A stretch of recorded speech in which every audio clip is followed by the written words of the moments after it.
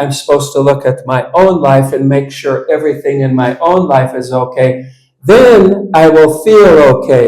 Instead of feeling okay because I'm better than that person, I will feel okay because I've looked at my life and it agrees with the Bible. Nukuba ngo rero aho kureba wa mwene so waguye mu cyaha, nukuba ngo wewe urisuzuma ukireba wirebeye kuri wowe, noneho bigatuma ubona ko udatandukanye n'uriya muntu, ahubwo nawe umeze nkawe, ariko bikaguhesha kuba wakumva ufite amahoro kuko ntiwishize hejuru y'uriya muntu. Now I think there's another teaching here. Sometimes a pastor or a denomination will have what's called a mega church, and they become a little bit proud about their big church and all of their people.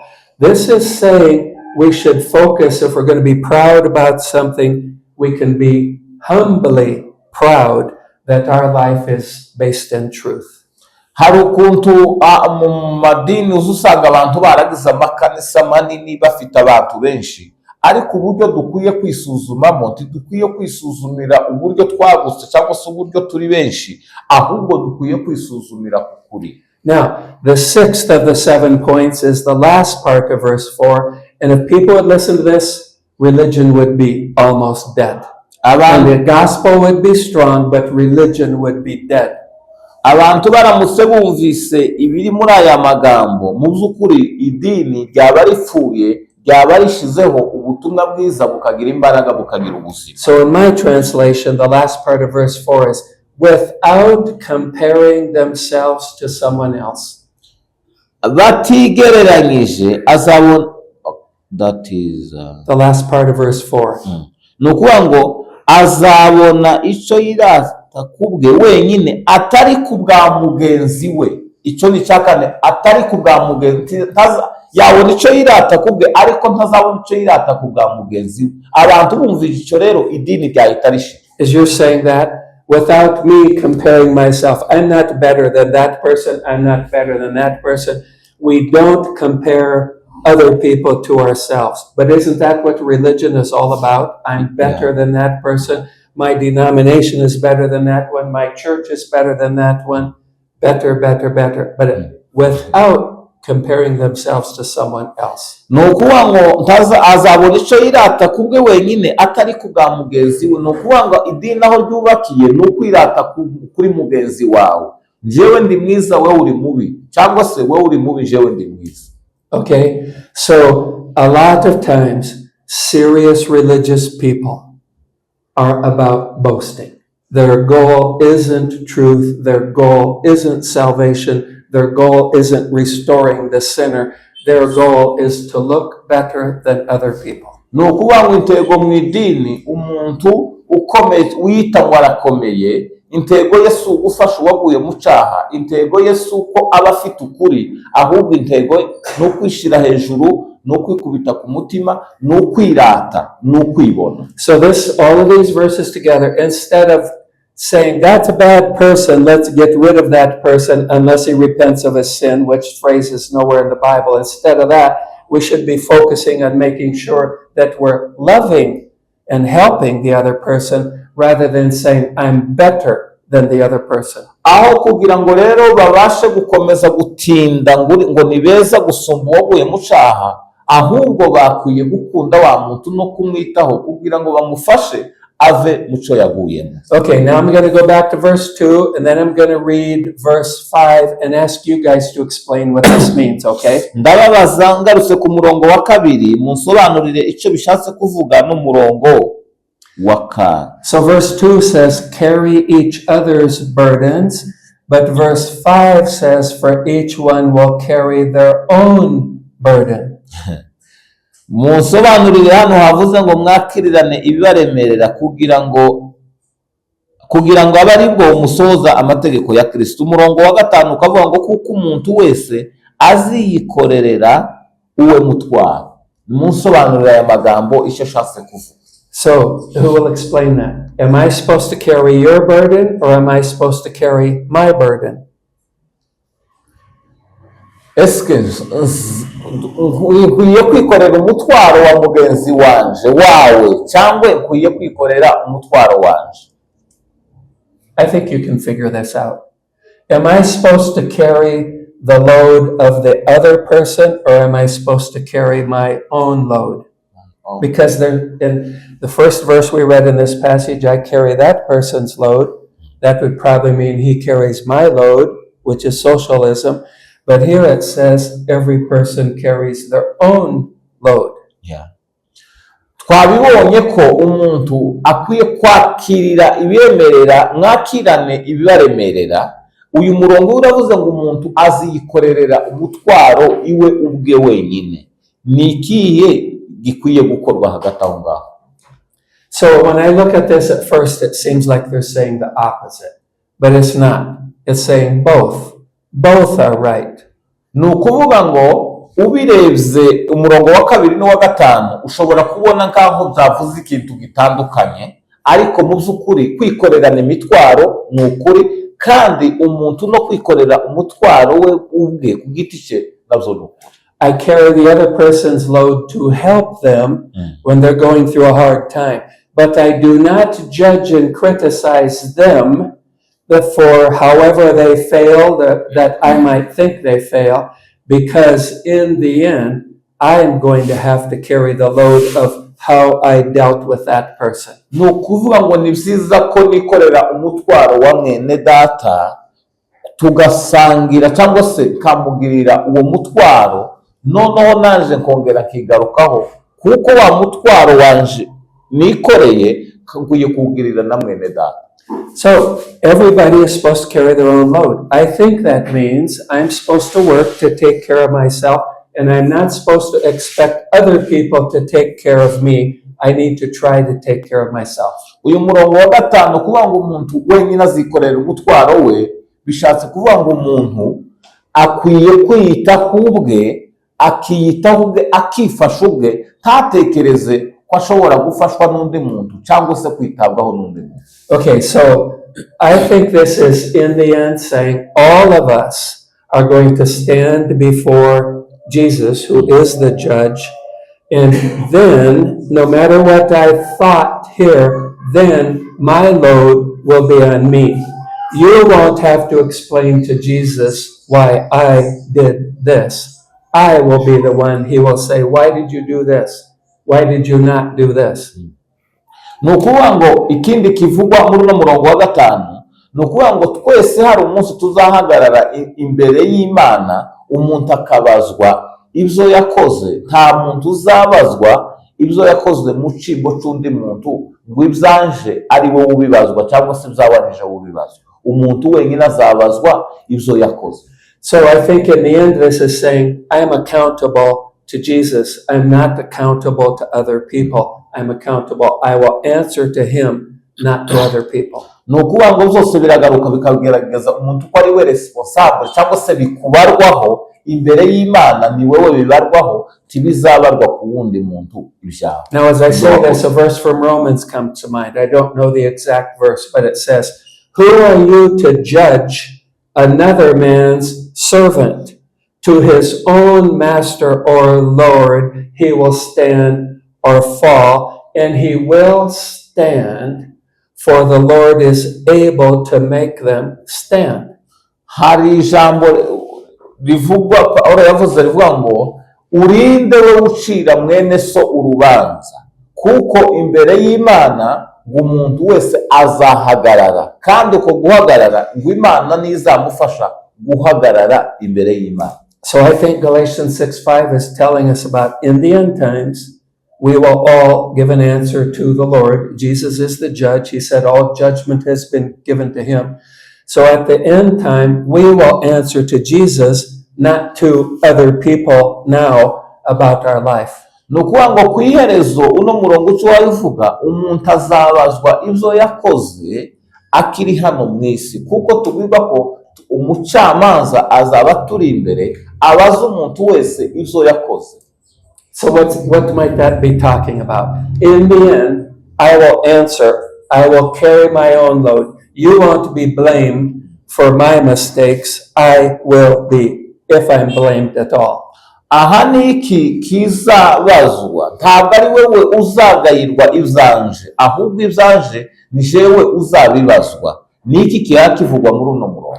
So what do we call that, where Jesus is going to look at my life and my works and how I lived from when I was born again until I go to heaven? What do we call that? Ni gute tuvyita nyuma y'ubu buzima kw'iherezo aho tuzabazwa ivyo twakoze imbere y'Imana, icyo tukita gute? The judgment seat. Yeah, the judgment seat of Christ. Ahangaha nicyo twita ngo guhagarara imbere y'intebe y'urubanza rwa Kristo tukabazwa ivyo twakoze. That's for believers. Abo nabizera bazabazwa. But in some churches, maybe in all, there are some people who are not believers. So how will they carry their own load at the end? What judgment would that be talking about? No kuvuga ngo kubizera nibo bazabazwa ivyo bakoze, ariko se mwikanisa haba hariho n'abandi bantu batizeye, abo batizeye ibo bazabazwa iki? It's another judgment. Nurundi rubanza nabo bazacirwa. Sorry? Great white throne. Yeah, great white throne. So there are unbelievers in churches, and unbelievers will not be at the judgment seat of Christ, but they will stand before the great white throne, not to decide if they go to heaven or hell. Everybody there goes into the lake of fire. Nukuvuga ngo mwitorero kubera aho barimo abandi bantu batizeye, nukuvuga ngo nabo bazacirwa imanza, ariko imanza bo bazacirwa kuko ibo ntibazagera ku intebe y'urubanza rwa Kristo, ahubwo bazacirwa imanza, kandi imanza zabo zizaba ntibazaba bari kumwe n'abizera. Abo batizeye bazaba bafite urubanza rwabo. So now I want to just give a few summary points from this passage. Number one, help each other instead of insulting or accusing or shaming each other. Reka mvuge ibintu bike cyangwa se nka bibiri muri uno murongo. Nukuvuga ngo dukwiye gufasha abandi bantu aho kugira ngo dutuke umuntu cyangwa se dukoze umuntu isoni, dukwiye kumufasha. So we talked about the law of Christ. He uses different words, but I think that's what Jesus was talking about in John 13:34. Let me read that. Yohana 13:34 haratwereka. John 13:34. Yeah. Okay, Jesus speaking. This is his last night on earth. A new command I give to you, love one another as I have loved you. So you must love one another. Yohana araza kuvuga cyo kimwe na rya tegeko rya Kristo twavuze haruguru, avuga ngo ndabaha itegeko risha ngo mukundane kuko nabakunze muba ariko namwe mukundane. And it's the same Greek word that's used for the 10 commandments. A new command, entole, a new one I give to you, love each other. Ndabaha itegeko risha nka kurya bavuga amategeko 10, ndabaha itegeko risha, kandi iryo tegeko risha mukundane. Number 2, don't assume you're better than other people. Tutekereze ko uri mwiza gusumba abandi bantu cyangwa ngo wibwire wowe ko uri mwiza gusumba abandi. A lot of Christians, I think especially Christian leaders, think they are more clean, more pure, less sinful than other people. Abantu cyane cyane nkunda kubona baza bibona ko ari beza gusumba abandi n'abayobozi ba Kristo, baza babona ko ari abera, bakabona ko batunganye, bakabona ko ibo bakora ibyaha buke gusumba abandi aribo bakora byinshi. And I think that is one of the worst sins in most churches. Somebody who thinks he's better than the other person. Icyo nicyo ntekereza ko ari cyaha gikomeye mu madini cyo kwibwira ko uri mwiza gusumba abandi bantu. And the third one, don't compare yourself to other people or other people to you. Ikindi cya gatatu, ntiwigereranye n'abandi bantu ngo wigereranye n'abandi bantu. So now I want to go to Matthew chapter 7. Matayo 7 and verses 3 to 5. Guhera ku murongo wa 3 ugeze ku wa 5. And most of you will be familiar with this. This is about somebody who has a log sticking out of his eye, saying he's going to get the dirt out of his brother's eye. Uyu murongo mushobora kuba umuzi, ni umurongo uvuga hejuru yo kubona agatotsi kari mu jisho rya mwene so. ariko ntubone umugogo uri mu ryawe. So, excuse me, Matthew 7:3, Jesus speaking, why do you look at the small speck of dirt in your brother's eye and pay no attention to the plank or the log or the big stick that's coming out of your own eye? Umurongo wa gatatu rero ngo niki gituma ubona agatotsi kari mu jisho rya mwene so ariko tiwite ku mugogo uri mu jisho ryawe. Now listen to verse 4. How can you say to your brother, let me take the speck out of your eye? Cyangwa wabasha ute kubwira mwene so uti henga ngutokore agatotsi mu jisho ryawe? Now think about it and be honest. Isn't that what a lot of religious leaders are doing? They're trying to get the speck out of our eyes, and they don't realize they have a log sticking out of their own eye. Rwose tubaye abe tukera uko ibintu bimeze, ibisibyo biza bikorwa mu madini, gushaka gutokora agatotsi gato kari mu jisho ry'umuntu, ariko abashaka gutokora bafite umugogo mu maso yabo. Siko ibintu bimeze. So let me read and finish verse 4. How can you say to your brother, let me take the speck out of your eye, when all the time there is a plank in your own eye? That means a big log sticking out of my eye. Kandi ufite umugogo mu jisho ryawe. Verse 5. You hypocrite. What does Jesus say to this person who thinks he's making other people better? You're a hypocrite, which means you're a fake, you're an actor, you're a pretender. Umurongo wa gatanu wandyaryawe niko bita uyu muntu uhaye ushaka gutokora agatotsi kari mu jisho rya mugenzi we afite umugogo mu jisho rye cyangwa se mu maso ye, uwo karitwa ngo ni ndyari. So again, verse 5, you hypocrite, Jesus' words. First take the log, the plank, the big tree out of your own eye, then you can see clearly to remove the speck from your brother's eye. Banza wikuremo umugogo uri mu ryawe jisho. Now, can people really, if there's like a big stick sticking out of my eye, can I really remove that? Nimba ufite umugogo mu jisho ryawe cyangwa se igiti kinini mu jisho ryawe n'undi muntu afite agatokozwa gato mu jisho rye, wabasha gutokora uwo muntu? I don't think so. I don't think we have the power or the ability to change and fix ourselves. But a lot of religious leaders think that they can fix us. It's wrong. Ariko rero mu idini abantu bagatekereza ko bashobora gutokora undi muntu kandi bafite umugogo mu jisho ryabo. Bibiliya iravuga ko ntibishoboka. And the fourth summary point, focus on your own spiritual growth and maturity instead of the other guys. Ikindi cya kane ni uko umuntu akwiye kwita ku gukura kwe cyangwa se no gutera imbere kwe, ukarushaho kugenda usobanukirwa umenya aho kugira ngo ukomeze kureba mu mwene so. So now we're going to change subject a little bit. So does anybody have a question on those verses that we just did? Mirongo twari tuvuze hari waba afite ikibazo akabaza mbere yuko tuza guhindura isomo ryacu. Concerning the verses or short. These are imirongo, the verses. The ones we just finished reading. These ones about Imirongo twise ariya ndetse umuntu niyadukora icyaha niyadukwaho icyaha cyo cyaha kiri kuvugwa ni igihe cyaha ni kutizera kandi bari itorero cyangwa n'isindi. He's asking chapter 6 verse 1. Yeah. Which kind of sin the person has committed? It doesn't say. I think I explained last time, the Greek word is trespass, which means here is the truth, or here is the way, or this is the correct way, and I'm standing or falling down beside it. I'm not in the right way. Some people would say that's behavior. I think that is truth, because I think truth and faith always determines the behavior.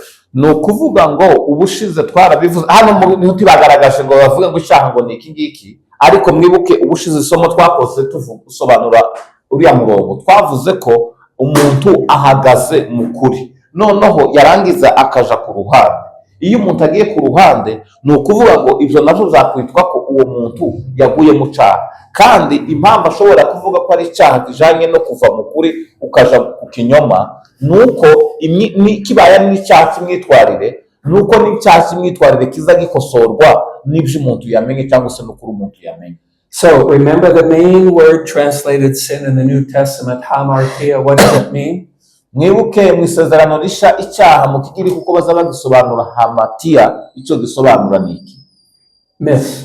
Nugusha the target. Nugusha So intego. hamartia means this is the right path, but I'm not in it. And this word trespass means a very similar thing. Here is the right way, but I'm standing or falling beside it rather than in it. So again, I think the main issue is truth and faith. Nukuvuga ngo kugwa mu cyaha cyangwa se igicumuro nuko ari uguhusha tujuru umuntu yari mu nzira y'ukuri noneho agahusha ikirenge cyangwa se agakandagira ku ruhande.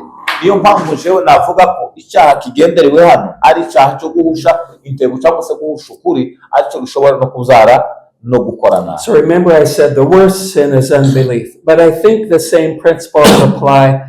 There are also behavior sins. I think the same principles apply if somebody was captured or caught by a behavior sin also. Nukuvuga ngo icyaha mu busobanuro bunini bwacu nuko ari uguhusha intego, ariko kandi iko guhusha intego kukazara ibyaha by'imyitwarire, kuko n'ibyaha by'imyitwarire birahaba. Okay, let's go to verse 6 now. The one who is taught the word is to share all good things with the one who teaches him. Dugaruke mu Bagalatiya igice cya 6 n'umurongo wa 6 ahavuga ngo uwigishwa ijambo ry'Imana agabane n'uwigisha ibyiza byose.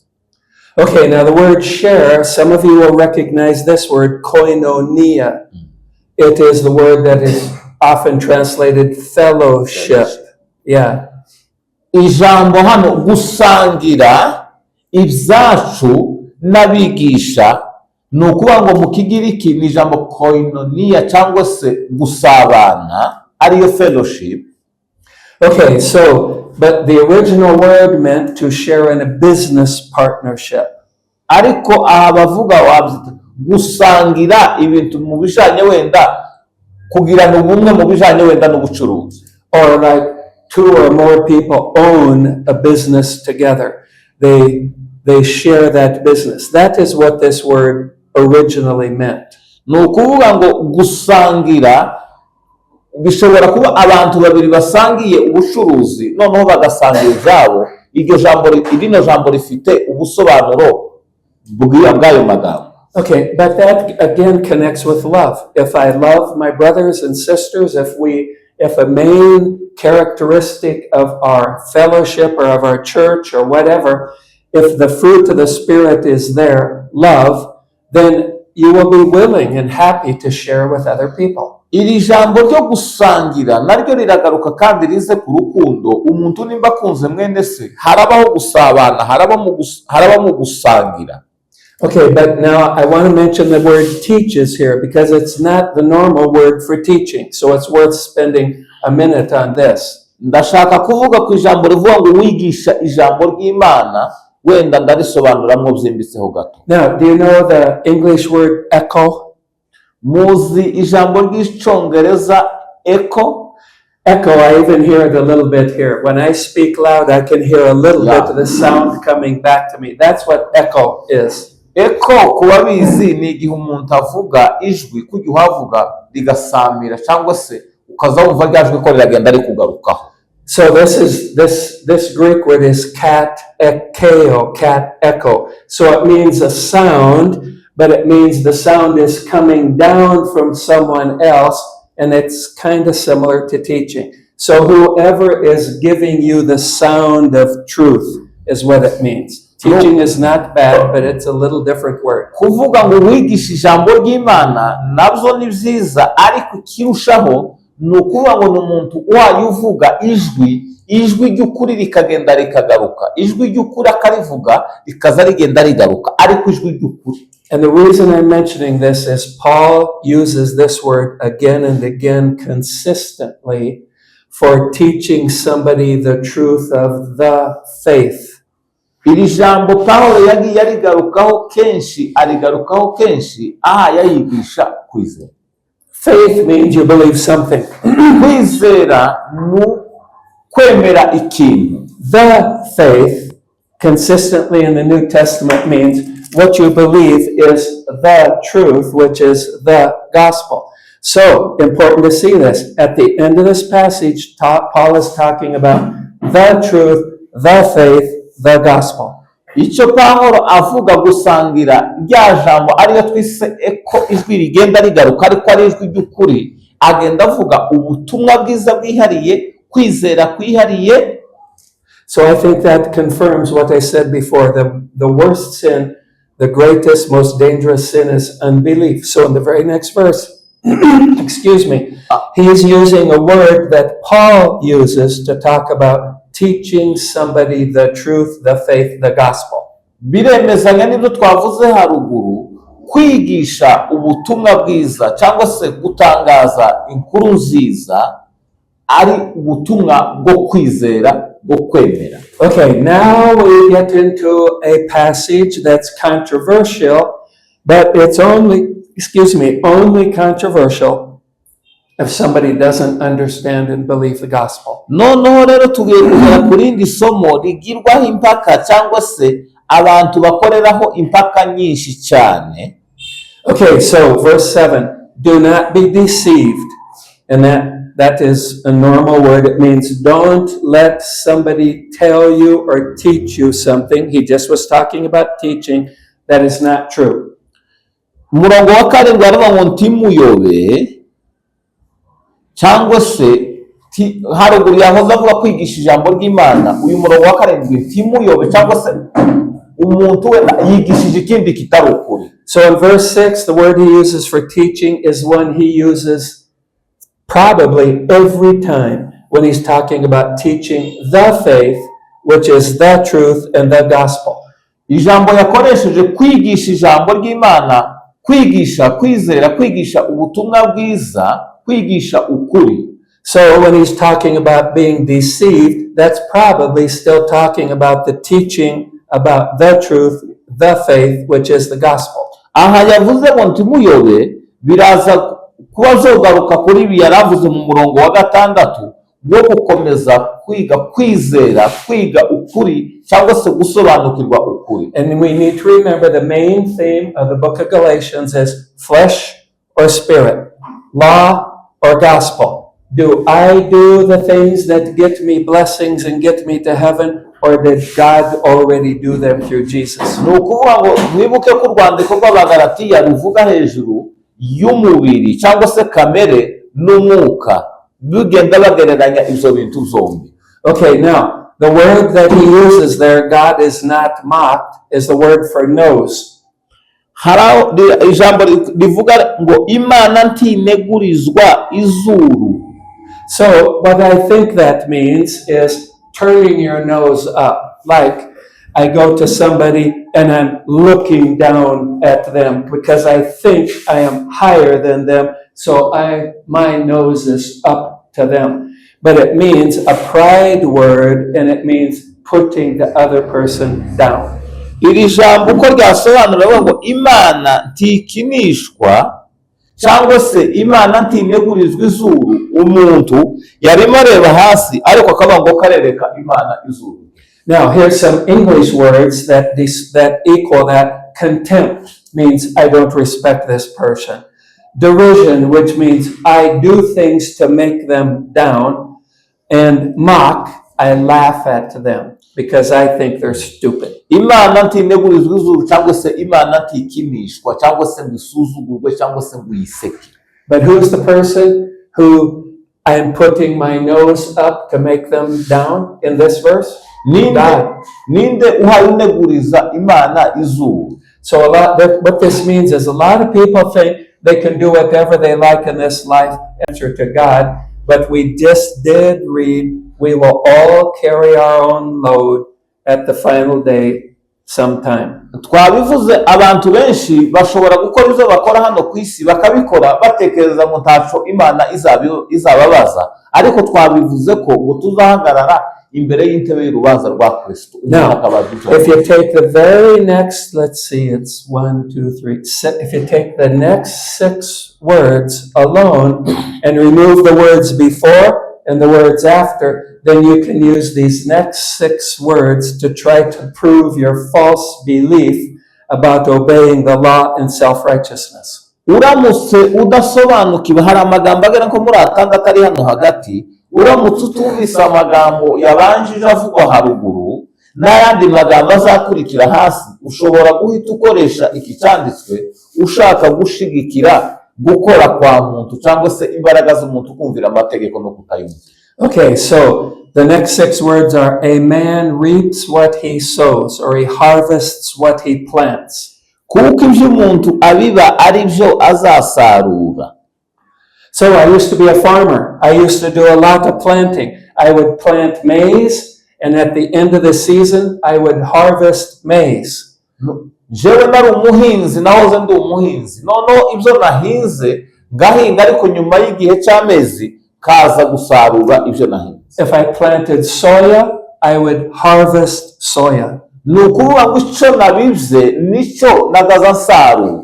Now that seems very simple. Why do we waste time on it? It's not that simple, because all of this criticizing of a religious leader about a sinner doesn't realize that if he's doing wrong and proud and arrogant to that person, he is going to get something in his own life from planting pride and arrogance there. He's going to get something himself. Nukuvuga ngo rero icyo twavuze tuvuga kuri wa muntu, kuko tuvuze ngo biroroshe, ariko ba bantu bagiye gufasha wa muntu waguye mu cyaha bahita bavuga ngo ibyo yakoze azabihanirwa cyangwa se azabibazwa.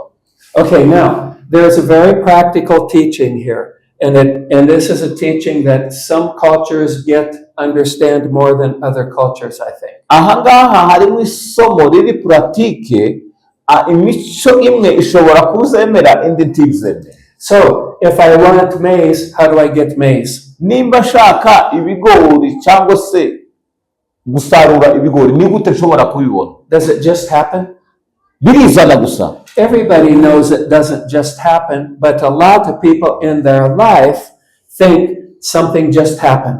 Ariko ntabwo byakwizana ibigori nubwo bishaka, ariko abantu benshi batekereza ko ibintu bishobora kwizana. And they think, I didn't do something bad happened to me, but I didn't do anything, it's not my fault. Nukuvuga ngo nakoze nabi, ariko namara kuvuga ngo ntabwo ari amakosa yanje, si jewe wakoshe. What he's saying here, what God is saying through him, that everything that happens had a reason, it had a cause, something made this happen. It didn't just happen by chance. Ariko ibintu ntibyabaye gusa bidafite aho bivuye, ahubwo byabaye bifite impamvu yabiteye kuba byabaye. So I hear people say, my phone got broken. Umuntu avuze ngo telefone yanje yamenetse. No, phones don't get broken. They break if I drop them or if I'm not careful. And that principle applies in ordinary life, but it's God's principle. Ariko telefone ntabwo yamenetse, ahubwo umuntu yayikubise hasi irameneka. Ntabwo ikintu gipfa kuba gusa atacyagiteye. That means I can't say the things in my life are Mze's fault, or they're Martin's fault, or they're my wife's fault, or they're President Trump's fault, or it's the enemy, the other tribe's fault. No, the things in my life, I am responsible for them. He's saying that again and again and again here. Nukuvuga ngo arashimangira uyu murongo avuga ngo ibyo umuntu abiba n'ibyo asarura, ntabwo ibyo umuntu asarura kubiba kuba kutabaye, kubiba kurahaba ukabona gusarura. Ibyabaye amakosa yanje tiyobazwa muzehe, amakosa ya Martin ntiyobazwa hano mwarimu, cyangwa se amakosa ya mukiwanje ngo abe amakosa yanje, cyangwa amakosa ya Trump ngo abe amakosa yanje. Ni ukuvuga ngo ni jewe uri responsable n'ibyabaye. So if I live my life in the truth, God's truth, not some other truth, but God's truth, I will benefit. Others will benefit also, but I will benefit. ni ukuvuga ngo nimba mbaye mu buzima bw'ukuri bingirira inyungu, kandi iyo nyungu ntiba kuri jewe gusa, ahubwo ya nyungu iba no ku bandi. But it also means if I decide I'm going to live my life based on my culture or based on some university that I went to rather than based on God's truth, I will get something bad that comes in my life as a result. Not punishment, but it's just the automatic result. If I don't believe the truth, my life will go down. Cyangwa se umuntu agasura akavuga ngo ndabaho uko nashatse, ndabaho bijanye n'uko nize kuri universite runaka, cyangwa se ndabaho bijanye n'imico y'iwacu. Nimba mbayeho bijanye n'umuco wacu, cyangwa se nkabaho bijanye n'ibyo nize na mashuri nigiyeho, ni ukuvuga ngo hari uko biza kungiraho ingaruka nabyo. Nimba ntabayeho mu kuri, biraza nabyo gutuma ubuzima bwanje bugenda buja hasi. So what I think he's saying here, he has said sin catches you. But he's not saying you don't have to worry about anything, you don't have to be serious, you don't have to believe the truth. Just let yourself fall into sin. No, we are supposed to be mature and responsible, but also recognize sin is bigger than us, and it will not always defeat it. Umuntu rero nimba yaguye mu cyaha ntakwiye guhita yibwira ngo nuko birarangiye, gumaho ngaho nta kindi nakora ibyaje nuko. Oya, ugomba kuba responsable, ugahaguruka ukava aho ngaho, ariko utirengagije ko icyaha gikomeye kugusumba. So I should not be stupid and think if I live my life in a way that is against the Bible, that I'll be okay. And if I cheat and lie and steal and I'm a criminal and I'm doing all kinds of things to lift my life up, I need to be careful. God's not deceived. He's not mocked. I will get a result if I don't live in the right way. Ni ukuvuga ngo ngomba kubaho ntekereza ko ngomba kuzabazwa uko nabayeho, nkabazwi uko nabayeho. Ni ukuvuga ngo nibwira ko ngomba kubaho uko nshatse kwiberaho, simbyiteho, simbeseriye, cyangwa se numve ko ngomba kubaho mpaya nibeshe. Ni ukuvuga ngo uko mbayeho ngomba kuzabibazwa. So this is a general principle in life, but he's not saying how do you get heaven or what will put you in hell.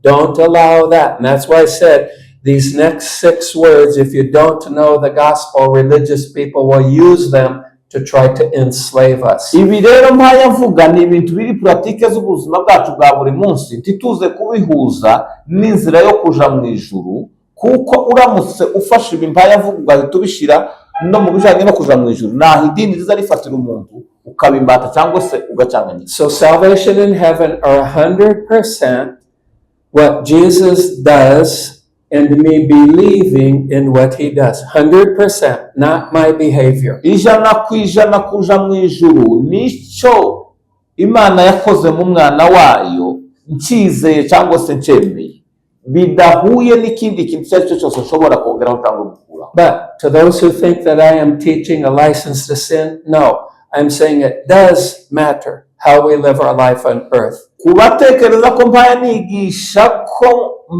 ntanga uruhusa rwo gukora nabi, mu by'ukuri hari ingaruka zo gukora nabi muri ubu buzima. But how I live my life on earth will not get me to heaven or hell.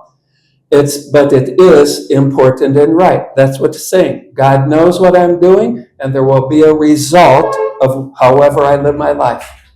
Icyo mpaya mpamya ni uko kuja mu ijuru ari ukwizera, ariko uburyo tuzabaho hano mu isi, nitubaho neza tuzabaho neza, nidukora neza, ariko nitubaho uko twishakiye hano mu isi tuzabaho nabi. If I'm a believer but I live my life in the wrong way, I will not lose my salvation, but I will lose peace and joy and fruit.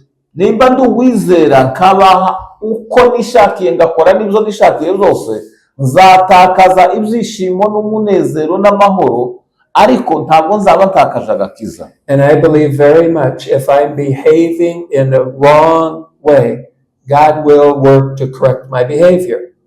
Nimba mbayeho mu buzima bwo kwitwara nabi, ndahamya ko Imana izankosora kugira ngo mbashe guhindura imyitwarire yanjye. So it means I'm stupid if I say I'm saved by grace, I'm saved by believing in Jesus, therefore I will do whatever I want to in this life on earth. If I think that way, I am mocking God and I'm lifting my nose at God.